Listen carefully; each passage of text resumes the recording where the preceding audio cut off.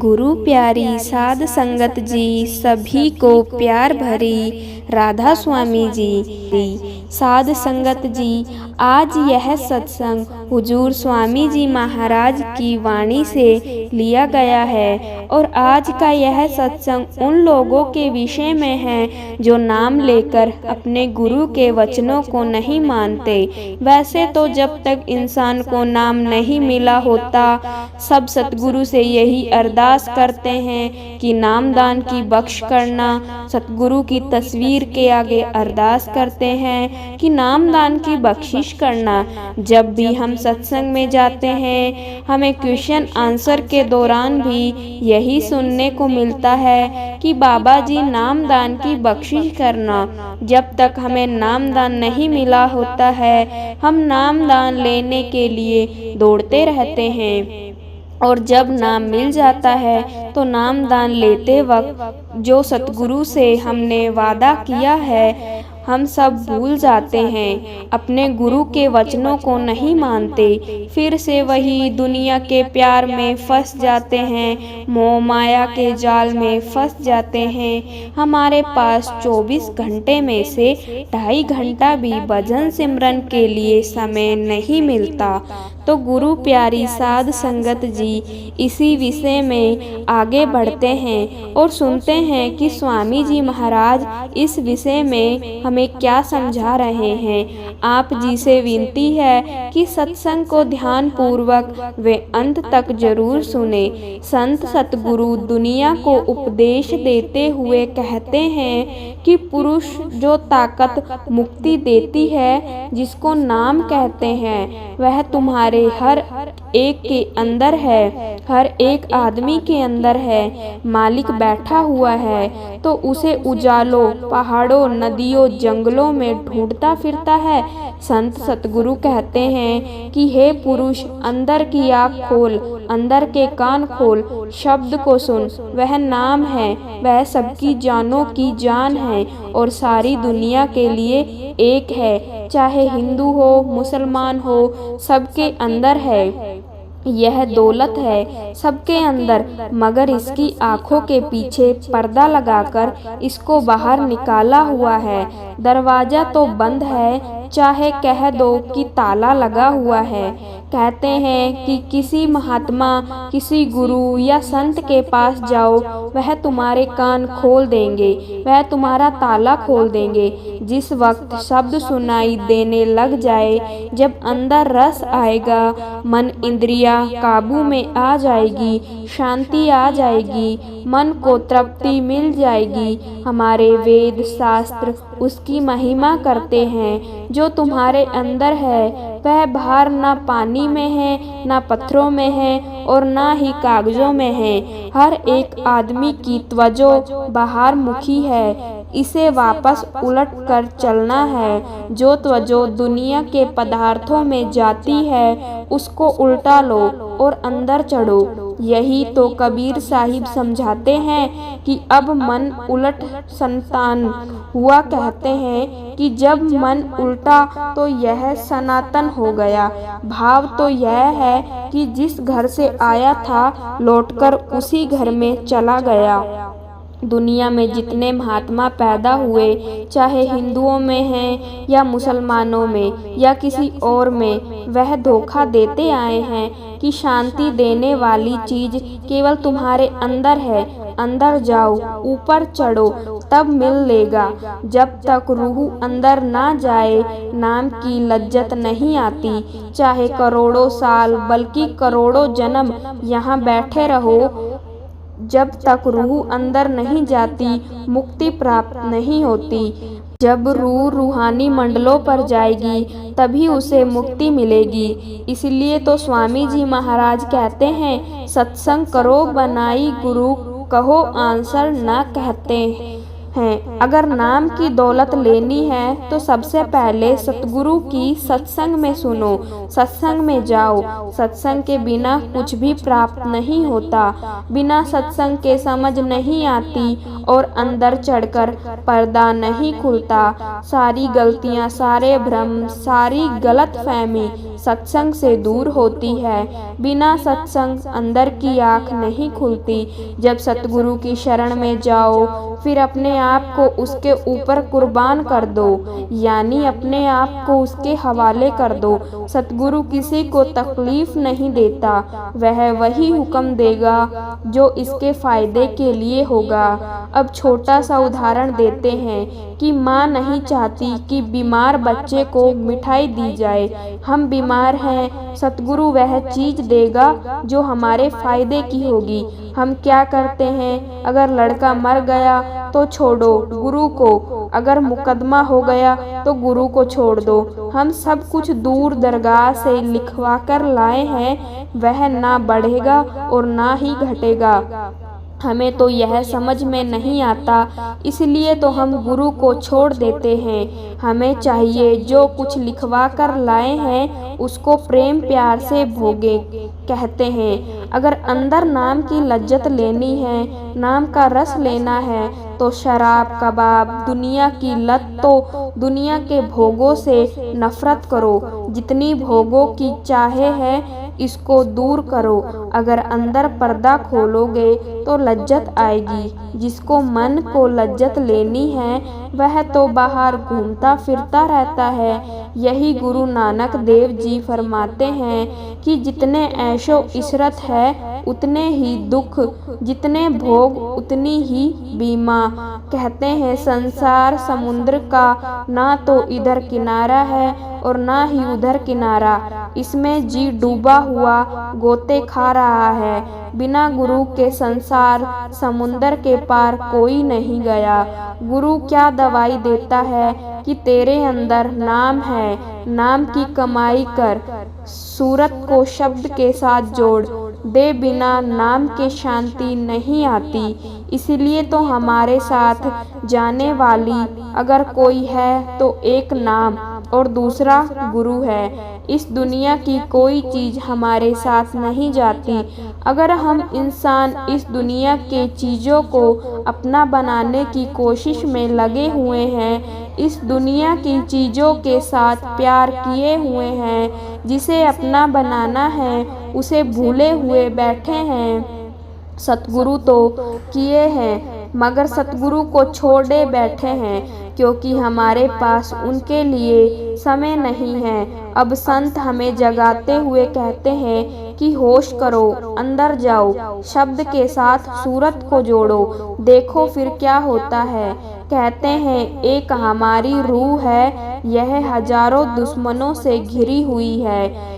हमारा पहला सबसे बड़ा दुश्मन तो मन है, फिर काम क्रोध लोभ मोह और अहंकार, यह डाकू हैं। फिर 5 ज्ञानेंद्रियाँ, 5 कर्मेंद्रियाँ, हमें माया ममता हमारी दुश्मन है।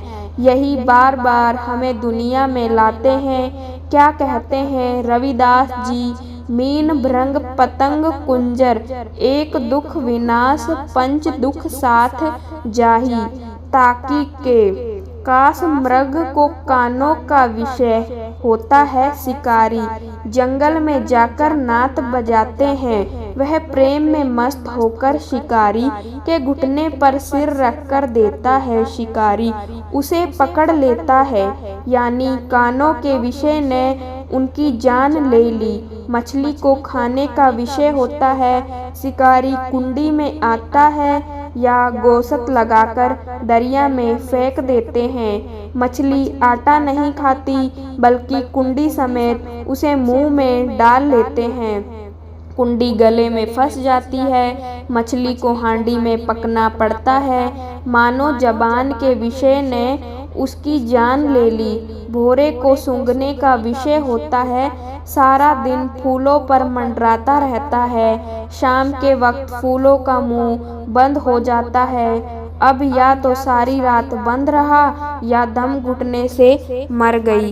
पतंगे को देखने का विषय होता है, वह दिल के आशिक होता है। जिस वक्त दिया जलता है वह यह नहीं देखता कि दिया किसके घर का है, वह केवल जान देना जानता है, जलकर मर जाता है। अब हाथी को देखो, उसको काम का विषय होता है। एक मैदान में खाई खोदकर उसके ऊपर पतली पतली लकड़ियां डाल देते हैं, ऊपर घास बिछा देते हैं, उसके सामने कागज की या कपड़े की हथीनी खड़ा कर देते हैं, पीछे से हाथी को हथनी की आवाज में बुलाते हैं। वह काम के वश में होकर अंधों की तरह आता है और खाई में गिर पड़ता है। वहाँ कई दिन भूखा रहता है, फिर और हाथी लाकर उसे बाहर निकालते हैं, मानो काम ने उसकी मिट्टी पलीत कर दी। अब गुरु नानक देव जी कहते हैं कि जिनमें एक दोष यानी कमजोरी होती है वह नहीं बचे, जिनमें 5 दोष हैं उनका क्या हाल होगा, क्योंकि हम इंसान तो 5 दोषों से घिरे हुए हैं। काम, क्रोध, लोभ, मोह, अहंकार, यह हमारे अंदर भरे पड़े हैं। बेटे बेटियां, मेरी मेरी, मेरा जमीन, मेरी जायदाद, मेरी दौलत, इसी अहंकार में आया और चला गया। इसको अहंकार ने खा लिया। तब खबर हुई जब मौत आई, चल भाई अब रोने से क्या बनता है। अब संत मौका देखकर फिर इसको खबरदार करते हैं कि उठ जाग अंदर मन को राब कर। जब मन को अंदर खराब करोगे तब तुम्हारा मन बाहर के विषयों विकारों को छोड़ेगा। वह शब्द से पहले ही धुन कर दे रहा है, फिर जब उसके साथ प्रेम प्यार करेगा उसमें कशिश है, वह खुद बेखुद। संगत जी, अब स्वामी जी महाराज उन लोगों के विषय में कह रहे हैं जो अपने गुरु के वचनों को नहीं मानते। ध्यान पूर्वक सुने। स्वामी जी महाराज की वाणी है, मन रे मन वचन एक मेरा, मैं तेरी दासी। जन्म जन्म की तू हुआ स्वामी मेरा, कहता है कि मन में तेरी जन्म जन्म की दासी हूँ और तू मेरा पति है। करोड़ों जन्मों से मैं तेरे अधीन काम करती आई हूँ। मन तू त्रिलोकी का मालिक है, क्योंकि मन काल में से ही आया है और ब्रह्मा विष्णु शिव को दुनिया पूजती है। सारी दुनिया मन के हुक्म में है। ब्रह्मा विष्णु शिव तेरे ही चेले यानी कि शिष्य हैं। ब्रह्मा दुनिया को पैदा करता है, शिव मारता है और विष्णु पालता है। कहते हैं मुनि योगी यति सती सभी तेरे ही अधीन हैं, तू किसी के अधीन नहीं हुआ। मन योगी देवी देवता अर्षि मुनि सभी तेरे अधीन हैं, तेरा हुक्म कोई नहीं टाल सकता। जिसको तू चाहता है उससे खोटे खोटे कर्म करवाकर नरकों में ले जाता है, जिसको तू चाहता है भक्ति करवाकर बैकुंठ में ले जाता है, और जिसको तू चाहता है कि पूरा गुरु मिल जाए और 5 शब्द का भेद दे दे, वह कमाई करके ऊपर चला जाता है। जितने भी वेद ग्रंथ पोथियां हैं मन के लिए हैं, यदि मन मान जाए वह साथ चल पड़े, क्योंकि रूह तो उधर जाने के लिए आशिक है ही। बस मन तू सारी दुनिया का हाकिम है, सारी दुनिया का खुदा कह दो। इसीलिए मैं विनती करती हूँ तू कृपा करके मेरी बात मान ले।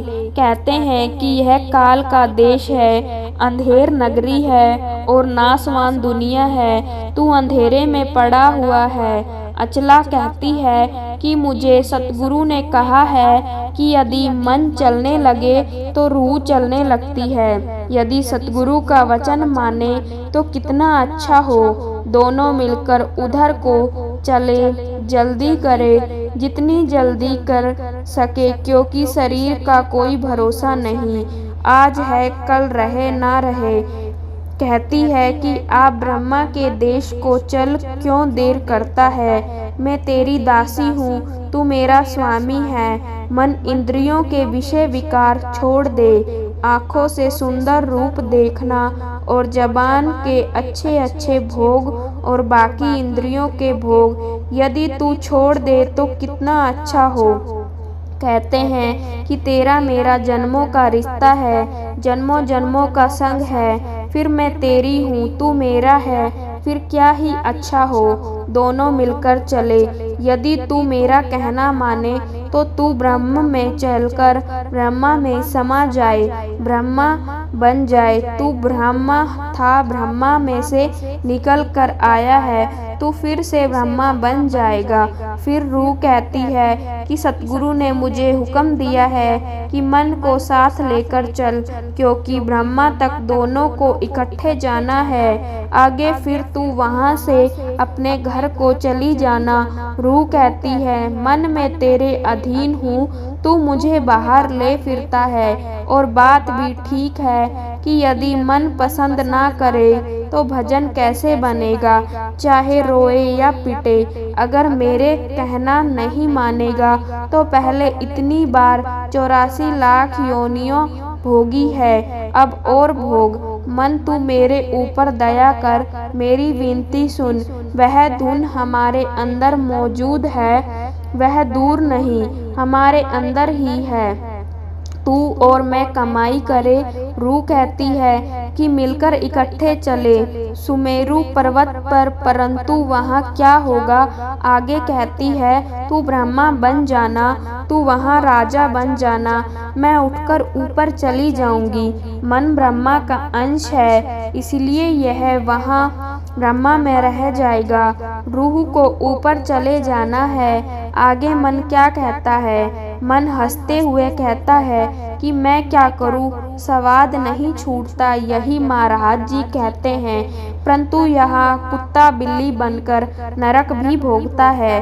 कहता हूँ कि मैं क्या करूं, रूह को मैंने वश में किया हुआ है और इंद्रियों ने मुझे वश में कर लिया है। इंद्रियां वेश्याएं हैं, कंजरियां हैं। कहते हैं कि मैं क्या करूं, इंद्रियों ने तो मुझे घेर लिया है और जिधर चाहती है मुझे घेर कर ले जाती है। आँखों की इंद्री सुंदर रूप देखकर उधर ले जाती है, कानों की इंद्री सुंदर राग रंग की ओर ले जाती है, जबान की इंद्री खाने की ओर चली जाती है। मन और रूह की मीठी पलीत है। मैं चाहता भी हूँ कि इन स्वाद को छोड़ दूँ, मगर मैं क्या करूँ, बेबस हूँ। मन कहता है जब मैं खोटा कर्म कर लेता हूँ फिर रोता हूँ, हाय मैंने क्यों किया। जब भोग सामने आते हैं उस वक्त मैं भोग लेता हूँ, भोगों को देखकर मैं बेबस हो जाता हूँ। मैं चंचल हूँ जैसे घोड़ा,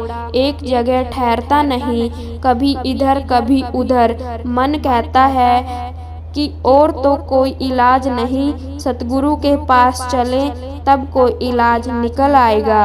अगर मैं और तू दोनों सतगुरु के सत्संग में जाएं तो शायद कोई इलाज निकल आए। अब उनका सत्संग करें, उनकी शरण ले, वह हमें मुक्ति दे दे। शायद कोई ना कोई उपाय निकल आए। सतगुरु सत्संग के जरिए या तार मार्ग के जरिए मुझे रोकेंगे, मैं एक जगह खड़ा हो जाऊंगा। इस कैद से छुड़ाने वाला गुरु है, जब तक पूरा गुरु ना मिले मैं नहीं चल सकता। मैं वश में हूँ, यानी इन इंद्रियों के वश में हूँ। यह सुनकर खुश हो गई रूह कहती है आओ चले सतगुरु के जरिए, हमारे बंधन छूटेंगे। अब दोनों मन और रूह सतगुरु के सत्संग में आए तो सतगुरु के वचन प्रेम के होते हैं। मन ने भोगों को छोड़ दिया, इंद्रियों को छोड़ दिया, रूह ऊपर चढ़ी, अमृत तो अंदर बरसता है। हम किधर भूले हुए हैं। अब सब कुछ कहकर अंत में बड़े प्यार से समझाते हुए कहते हैं कि मन कुटी में जाकर ब्रह्मा बन गया, रूह सतनाम में पहुँच गई, मानो दोनों अपने अपने घर पहुँच गए, यानी दोनों नाम की लज्जत लेने लग गए। मन जन्मों जन्मों से रूह को लिए बैठा था, अब रूह को आज़ादी मिल गई। रूह अपने घर को यानी अपने असली देश सचखंड पहुँच गई। सो हमें भी चाहिए कि जब तक हमें नामदान नहीं मिलता हम बार बार सतगुरु से यही अरदास करते हैं कि हे मालिक, नामदान की बख्शिश करना। परंतु नामदान मिल जाने के बाद भी हम अपने गुरु के वचनों को ध्यान में नहीं लाते।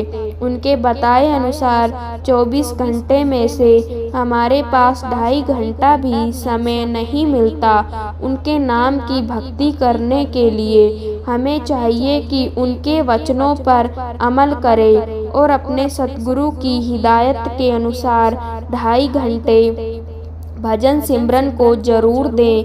रोज रोज बिना नागा हमें चाहिए कि अपने सतगुरु के हिदायत में रहते हुए अपने सांस्कृतिक काम काज को करते हुए नाम की कमाई करें, शब्द की कमाई करें, जो हमें अपने निज घर वापस ले जा सकती है और हम सदा सदा के लिए अपने परम पिता परमात्मा की गोद में पहुंच सकते हैं। साध संगत जी, आज दूसरा का विषय है कि सिमरन करते समय हमें नींद क्यों आती है। बड़ा ही जबरदस्त सवाल है। देखो भाई, सिमरन करते समय नींद का आना बड़ा ही स्वाभाविक बात है। अक्सर लोगों की यही शिकायत रहती है कि जब भी हम भजन सिमरन में बैठते हैं हमें नींद आना शुरू हो जाती है। ऐसा क्यों?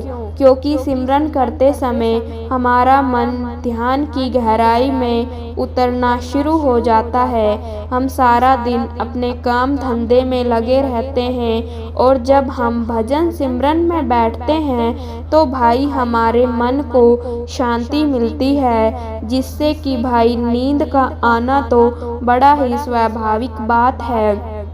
परंतु हमारे मन में यह बात खटकती रहती है कि जब भी हम सिमरन पर बैठते हैं तभी हमें नींद क्यों आती है। संत मंत और परमार्थ का जब भी काम हम करने जाते हैं तो नींद हमारे मार्ग में सबसे बड़ी बाधा बनकर खड़ी हो जाती है, जबकि संत मंत का सारा खेल सिमरन के ऊपर ही निर्धारित है। हम तो पहले ही मन के मारे हुए फिरते हैं, हमारा मन ही पहले एक जगह टिकता नहीं। हमने देखा है कि जब भी हम भजन सिमरन पर बैठते हैं हमारा मन कैसे कैसे चाले चलता है, कभी संसार की तरफ, कामकाज की तरफ, बेटे बेटियों की तरफ, ना जाने कहां कहां हमारा मन घूमने लग जाता है। और यदि लगना शुरू भी हो जाए हमारा ख्याल ध्यान की ओर, हमें नींद आ जाती है। इसी तरह हम सत्संग सुनने को जाते हैं और कहीं किसी माध्यम से सत्संग सुनने का मौका भी हमें मिलता है। जब हम सत्संग में जाते हैं, थोड़ी देर सत्संग सुनते हैं, उसके बाद फिर हमें नींद आना शुरू हो जाती है। तो भाई सब कुछ सिमरन पर निर्धारित है और हमारा सिमरन नहीं बन पा रहा है तो फिर हमारा ध्यान कैसे लगेगा। यहाँ आकर हमारा मन डोल जाता है। इसके लिए हमें तो कोई ना कोई उपाय जरूर ढूंढना होगा, क्योंकि आप जितने भी संत महात्माओं का इतिहास पढ़कर देख लें, उन्होंने कुछ भी पाया है तो सिमरन करके ही पाया है। जिसका ध्यान यहाँ दोनों आँखों के पीछे ठहरेगा, जिसका ध्यान यहाँ टिकेगा, वही शब्द धुन को सुनेगा, परमात्मा के घर से आती हुई आवाज़ को देखेगा, उसे महसूस करेगा, उसे सुनेगा, उसके साथ अपनी आत्मा को जोड़ेगा। तभी तो उसे परमात्मा का आवाज़ का पता चलेगा। जब तक हमारा ध्यान टिकेगा नहीं, ख्याल टिकेगा नहीं, तब तक भाई कुछ भी बनने वाला नहीं। ना हमारा ध्यान टिकेगा और ना ही हमें परमात्मा के घर से आती हुई वह शब्द धुन सुनाई देगी। हम सभी को चाहिए कि सबसे पहले तो हम यह सोचें कि नींद कब आती है और क्यों आती है। नींद जब आती है तब हम बेफिक्र हो जाते हैं और सो जाते हैं। हमें पता ही नहीं चलता कि कब हमारी आँख लग गई। जब हमें कोई चिंता रहती है उस समय तो हमें नींद नहीं आती, जब हमें चिंता होती है तब हमें नींद नहीं आती। ध्यान रखिए, आपने कभी कभार ये भी महसूस किया होगा कि यदि आपको कोई अपने कारोबार की, परिवार की, समाज की या बाल बच्चों की फिक्र हो तो चिंता हो, तो क्या आपको नींद आती है? आपको नींद आ ही नहीं सकती। परंतु जैसे ही हम सिमरन करने बैठते हैं वैसे ही नींद शुरू हो जाती है।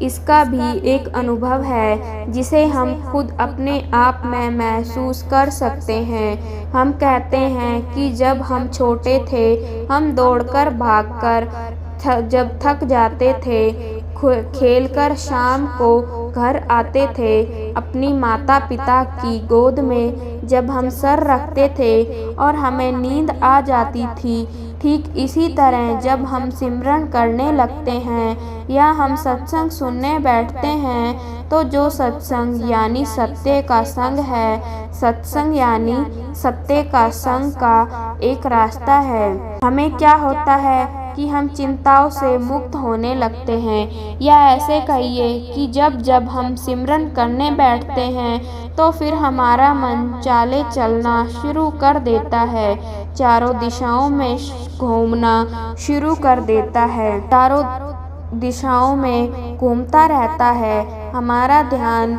गुरु की तरफ लगने नहीं देता है। लेकिन यह परमात्मा का नाम इतना ज़्यादा सुगम, सरल, प्यारा, मनमोहक और शांति आनंद का अनुभव करने वाला है कि हम उठते हैं तो बिल्कुल तरोताज़ा होकर उठते हैं।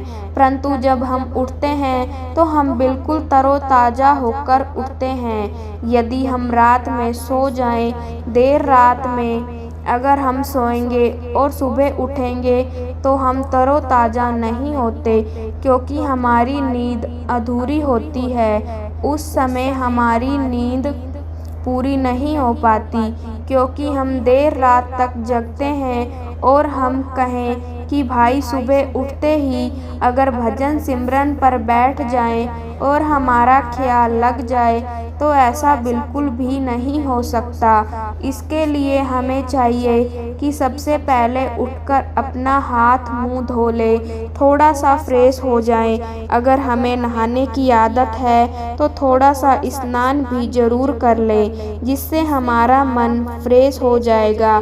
ऐसा करने से हमें भजन सिमरन में कोई रुकावट नहीं आएगी और हमारा ध्यान लगना शुरू हो जाएगा, जिससे कि हमें नींद भी नहीं आएगी। और इस प्रकार जब हम फ्रेश होकर सिमरन भजन पर बैठते हैं तब क्या होता है, कहते हैं कि जब सिमरन के द्वारा हमारी सूरत तीसरे तल में एकाग्र होना शुरू हो जाती है, ध्यान के द्वारा हमें ठहर जाती है, तब हमें अपने आप पता चल जाता है कि आँखों के पीछे एक बहुत मीठी और सुरीली आवाज़ आ रही है। यह आवाज़ मालिक की दरगाह से उठ रही है और हर एक मनुष्य के अंदर है। जो भी भाग्यशाली जीव अपने ख्याल को आँखों के पीछे एकाग्र करता है, उसका ख्याल अपने आप उस आवाज़ के साथ जुड़ जाता है। इस अभ्यास या क्रिया को महात्मा ने द्वारा खाली करके 10वीं गली में जाना या जीते जी मरना कहते हैं, क्योंकि ख्याल को आँखों के पीछे एकाग्र करके उस मीठी और सुरीली आवाज़ को सुनने से आत्मा और मन 9 द्वारों से आज़ाद हो जाते हैं और इनका संबंध इस दुनिया से बिल्कुल टूट जाता है। दुनिया के सब दुख भूलकर मनुष्य अपने अंदर की स्थायी खुशी का अनुभव करने लगता है। यही कबीर साहिब फरमाते हैं, कबीर जिस मरने से जग रहे मेरे मन आनंद। गुरु नानक साहिब भी फरमाते हैं, नानक जीव या मर रहे ऐसा झुक कमाइए। अगर जीते जी मरने की खुशी प्राप्त करनी है, संत महात्माओं की हिदायत के अनुसार चलना पड़ेगा, नींद का त्याग करना पड़े। सतगुरु के कहे अनुसार चलते हैं, तब देखते हैं कि सतगुरु हमसे कोई भार उठाने के लिए तो नहीं कहते, कोई शारीरिक मेहनत के लिए तो नहीं कहते। वह तो कहते हैं कि तुम्हें जो नाम मिला है उसका सिमरन भजन करना है, रोजाना बस दुनियादारी के काम से परे होना है, आज़ाद होना है। इसके लिए हमें 2.5 घंटे भजन सिमरन पर बैठने की आवश्यकता है। भजन सिमरन में बैठ जाओ, फिर सुबह बैठो या शाम को, मगर बैठो तो ज़रूर, क्योंकि जो हमारे लेखे में लिखा जाने वाला है केवल भजन सिमरन और नाम की कमाई ही है। कई लोग दुनिया में ऐसे हैं जिनके पास बहुत धन दौलत है, पर यह धन दौलत तो वह अपने साथ नहीं ले जा सकते। उनके साथ जाने वाली केवल एक ही चीज़ है, वह है शब्द और नाम की कमाई। इसी के लिए तो हमें सतगुरु के कहे अनुसार रोज 2.5 घंटे भजन सिमरन को जरूर देना है। फिर चाहे हमें नींद कितनी ही क्यों ना तंग करे, हमें तो अपने सतगुरु के उपदेश पर चलना है। जब हम अपने सतगुरु के उपदेश पर चलते हैं तो हमारा संसार काम भी बनता है और परमार्थी कार्य भी बनता है। संत महात्मा समझाते हैं कि परमात्मा से मिलने की केवल एक ही राह है, एक ही मार्ग है, और वह है भजन सिमरन नाम की कमाई।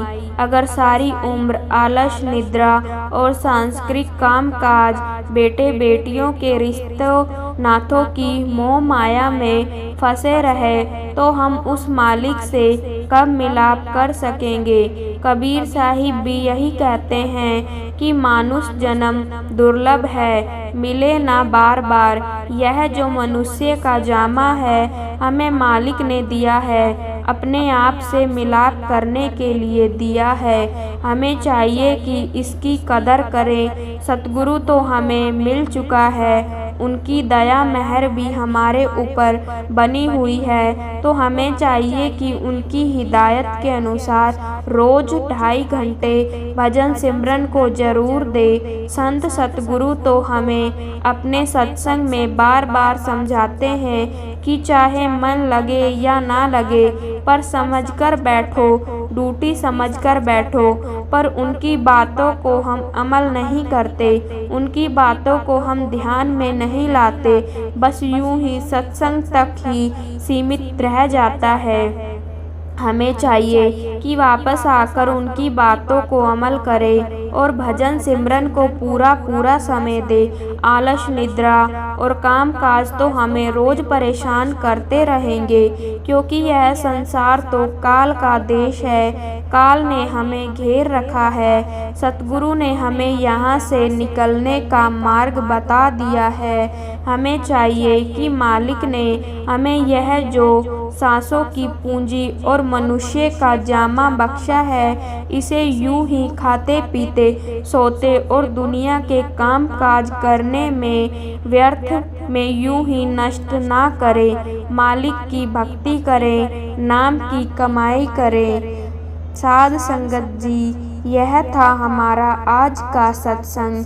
अगर आपको सत्संग अच्छा लगा हो तो चैनल को सब्सक्राइब ज़रूर कर लेना और बेल आइकन को प्रेस कर लेना, ताकि हमारी सबसे पहले आने वाली वीडियो आप तक पहुंच सके। और हमारे इस चैनल पर साखियाँ और शब्द सुनने के लिए चैनल को सब्सक्राइब करना मत भूलिएगा।